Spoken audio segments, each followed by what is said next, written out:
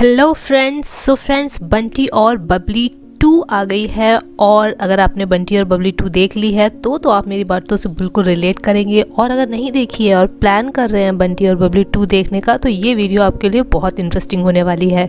अगर आपने अभी तक मेरा चैनल सब्सक्राइब नहीं किया है तो please subscribe my channel. Friend, जैसा कि आप सब लोग जानते हैं, बंटी और बबली 2 बंटी और बबली ओरिजिनल मूवी का सीक्वल है। और क्योंकि मूवी का नैरेटिव इससे जुड़ा हुआ है, तो बंटी और बबली को बंटी और बबली 2 से कंपैरिजन करना चाहिए या नहीं।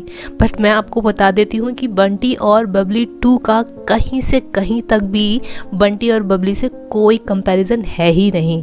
वो दूर दूर तक भी उसके आसपास नहीं जा पाती है। There is no comparison.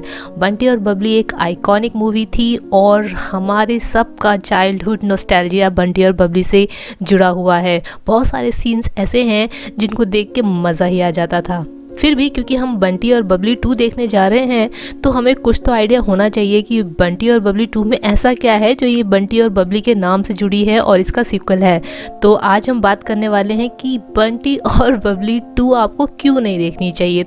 हम आपको 1 बाय 1 बताने वाले हैं। तो सबसे इम्पॉर्टेंट चीज़ जो बंटी और बबली में थी, वो थी बंटी और बबली के बीच की केमिस्ट्री। जहाँ एक तरफ उन दोनों को लवर दिखाया गया था, तो दूसरी तरफ बहुत ही शातिर, चोर और कॉन आर्टिस्ट दिखाया गया था।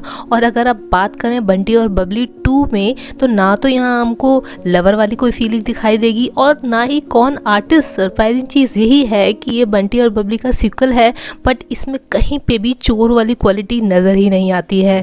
जहाँ एक तरफ वहाँ पर चोरों में भी रिस्पॉन्सिबिलिटी थी, यहाँ पे वो भी नहीं दिखाई देता है। ज़बरदस्ती की कॉमेडी घुसाकर उसको पहली वाली बंटी और बबली से कनेक्ट कर दिया गया है, बट कहीं से कहीं तक भी वो ऑडियंस के साथ कनेक्ट ही नहीं कर पाती है। अब बात कर लेते हैं सबसे इम्पॉर्टेंट चीज़, बंटी। जी हाँ, यहाँ पर बंटी का रोल प्ले कर रहे हैं सैफ अली खान, और जिनका जाहिर तौर पर पहले वाले बंटी यानी कि अभिषेक बच्चन से कंपेयर किया जाएगा।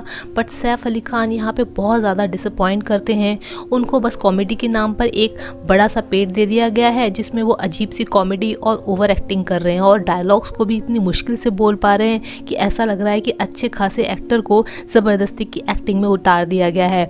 मूवी में दिखाया गया है कि 15 साल गुजर गए हैं और बंटी अब दोबारा से अपनी पोजीशन क्रिएट करना चाहते हैं, बट बिल्कुल भी वो ऑडियंस से कनेक्ट नहीं कर पा रहे हैं और उनकी एक्टिंग ने बहुत ही ज़्यादा डिसअपॉइंट किया है। तीसरी चीज़ है, इसमें हमारे नए कलाकार जो हैं सिद्धांत चतुर्वेदी, और जो कि बहुत टैलेंटेड एक्टर हैं, और उन्होंने गली बॉय में रणवीर सिंह को भी ओवरशैडो कर दिया था। बट इस मूवी में उनका कैरेक्टर यूजलेस नज़र आ रहा है। उनको एक्टिंग करने के लिए कोई स्कोप ही नहीं है, बल्कि वो तो बस स्लो मोशन में इधर से उधर घूमते नज़र आ रहे हैं और अच्छे खासे टैलेंट को डायरेक्टर ने वेस्ट कर दिया है। अब बात कर लेते हैं इसका एकमात्र सहारा, जो कि है पंकज त्रिपाठी। जी हाँ, यहाँ पंकज त्रिपाठी का कहीं ना कहीं कंपैरिजन हो जाएगा अमिताभ बच्चन के साथ, जो कि बंटी और बबली में थे।